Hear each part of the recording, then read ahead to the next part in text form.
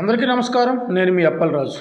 November 26వ తారీఖున రాష్ట్ర ఉప ముఖ్యమంత్రి శ్రీ కొణిదెల పవన్ కళ్యాణ్ గారు డాక్టర్ బిఆర్ అంబేద్కర్ కోనసీమ జిల్లా మలికీపురం మండలం గోడపల్లి కొబ్బరి రైతులను వారు పరామర్శం జరిగింది. అక్కడ ప్రధానంగా రెండు సమస్యలు ఉన్నాయి. ఏమిటంటే సముద్రపు నీటితోటి ఆక్రమణ వల్ల అక్కడ కొబ్బరి తోటలు పూర్తిగా పాడైపోతున్నాయంటే సముద్రపు నీరు కొబ్బరి తోటలోకి రావడం వల్ల అక్కడ ఆ కొబ్బరి చెట్లు పాడైపోతున్నాయి. రెండవదిగా మరి శంకరగుప్తం డ్రైన్లో వాటర్ ఫ్లో కరెక్ట్గా లేకపోవడం వల్ల సరైన నీరు అందక అక్కడ కొబ్బరి రైతులు నష్టపోవడం జరుగుతుంది. సో ఈ రెండు సమస్యల మీద వారు అక్కడ అడ్రస్ చేయడానికి వెళ్ళినప్పుడు మరి వారు అవగాహన రాహిత్యమైనటువంటి మాటలకు మాట్లాడుతూ అక్కడ రైతుల యొక్క సమస్యను పూర్తి స్థాయిలో వినే స్థితిలో లేకుండా వాళ్ళు రైతుల యొక్క గొంతు నొక్కే ప్రయత్నం వారు చేస్తున్నారు. అక్కడ రెండు సమస్యలను వారు అడ్రస్ చేసినప్పుడు అక్కడ ప్రధాన సమస్య సముద్రపు నీటి వల్ల ఆ ఉప్పు నీటి వల్ల రైతులు నష్టపోతున్నారు. దానికి నివారణ మార్గము, దానికి శాశ్వత పరిష్కారం కల్పించాల్సిన విషయాలు, తీసుకోవాల్సిన చర్యలు, ఆర్థిక భరోసా అలాంటి విషయాల మీద వారు పక్కన పెట్టి కోనసీమ కొబ్బరి చెట్టుకు దిష్టి తగిలింది, కోనసీమ పచ్చదనంతో తెలంగాణ రాష్ట్రం విడిపోయిందంటూ అవగాహన లేని మాటలు మాట్లాడుతూ రాజకీయ అజ్ఞానిగా వారు మాట్లాడే మాటలు ఈరోజు చాలా హాస్యాస్పదంగా ఉన్నాయి. మీరు సమస్యను అడ్రస్ చేసిన వెళ్ళినప్పుడు రైతులతో ఇంటరాక్ట్ అయ్యి వాళ్ళ సమస్యను పూర్తిగా వినాలి. మీరు రైతులు తమ సమస్యను గోడు చెప్పుకుంటుంటే వారు మైకులు కట్ చేసి రైతు యొక్క గొంతు నొక్కే ప్రయత్నం మీరు చేయడం ఎంతవరకు కరెక్ట్ పవన్ కళ్యాణ్ గారు అనేసి నేను మిమ్మల్ని అడుగుతున్నాను. జగన్మోహన్ రెడ్డి గారి ప్రభుత్వంలో 2019 నుంచి 2024 మధ్యలో అన్ని పంటలకు మద్దతు ధర ఇచ్చినటువంటి ఏకైక ముఖ్యమంత్రి వైఎస్ జగన్మోహన్ రెడ్డి గారు. రైతులకి సుమారుగా 1,80,000 కోట్లు ఖర్చు చేసి రైతును రాజుగా చేయాలి, రైతును ఆదుకున్న ప్రభుత్వం ఏదైనా ఉందంటే అది వైఎస్ఆర్ కాంగ్రెస్ పార్టీ ప్రభుత్వం.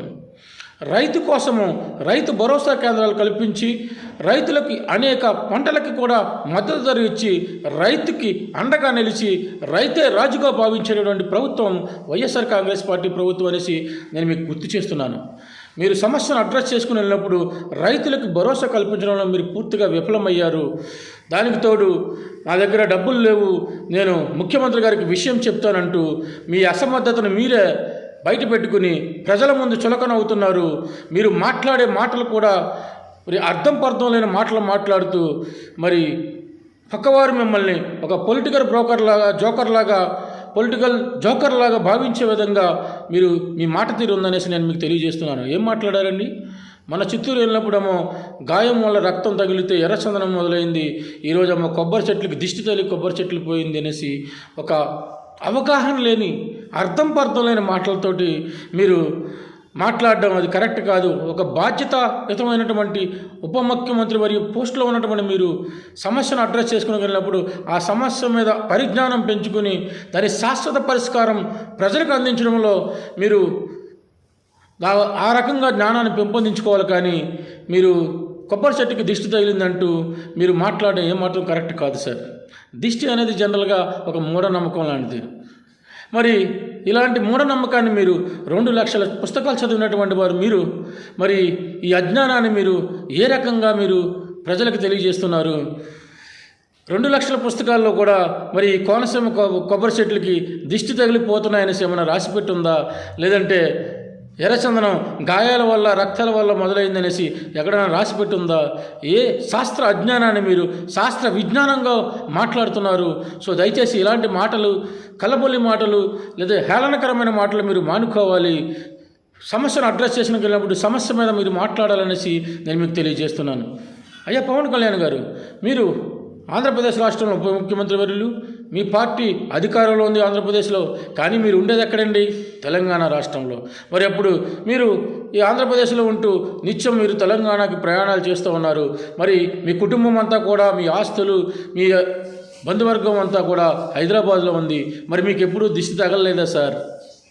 మీ సినిమాలు హైదరాబాద్లో ఆడుతూ ఉంటాయి, హైదరాబాద్లో షూటింగ్లు చేస్తూ ఉంటారు, హైదరాబాద్ నుంచే రిలీజ్ చేస్తూ ఉంటారు. మరి మీకు ఎప్పుడు కూడా దిష్టి తగలలేదా సార్? 20 చోట్ల తెలంగాణ రాష్ట్రంలో 20 స్థానాల్లో మీరు పోటీ చేశారు, 20 స్థానాల్లోనూ కూడా ఓడిపోయారు మీరు. అంటే మీకు అక్కడ దిష్టి తగిలే ఓడిపోయారా? ప్రజలు మిమ్మల్ని ఆదరించలేదు, ప్రజలు మీకు మీ యొక్క పట్ల విశ్వాసం లేదు, మీకు నిలకడలేని తత్వం ఉంది, రాజకీయ పరిజ్ఞానం లేదనేసి మీరు ప్రజలు మిమ్మల్ని గ్రహించారు కాబట్టే మిమ్మల్ని తెలంగాణ రాష్ట్రంలో మరి వదిలేశారు. సో ఇలాంటి మాటలు మాట్లాడడం వల్ల ప్రాంతీయ భావాన్ని రెచ్చగొట్టడం తప్ప మీరు అంతకు మించి చేసేదేమీ లేదు. కులాల మధ్య మీరు కులాలను రెచ్చగొట్టడం లేదా ప్రాంతీయ భావం తీసుకొచ్చి ప్రాంతీయ ప్రజల మధ్య విద్వేషాలను రేపడం తప్ప మీరు సమస్యను అడ్రస్ చేసుకుని వెళ్ళినప్పుడు సమస్య మీద మాట్లాడి దాని పరిష్కారం దిశగా మీరు ముందుకు వెళ్ళాలి తప్ప కొబ్బరి చెట్లకి దిష్టి తగిలిందంటూ మీరు ఇలా మాట్లాడడం ఏమాత్రం కరెక్ట్ కాదు. ఆ తెలంగాణలో ఉన్నటువంటి అందరూ కూడా మిమ్మల్ని చూసి నవ్వుకుంటున్నారు. దయచేసి తెలంగాణ రాష్ట్ర ప్రజల్లో ఆంధ్ర ప్రజల యొక్క పరువు తీయొద్దనేసి నేను వేడుకుంటున్నాను. సార్, మీరు 2014లో పార్టీ స్థాపించారు, 2024 వరకు మీరు ప్రయత్నం చేశారు. కానీ మొట్టమొదటిసారిగా మీరు ఆంధ్రప్రదేశ్ రాష్ట్రంలో ఎమ్మెల్యేగా అయ్యారు.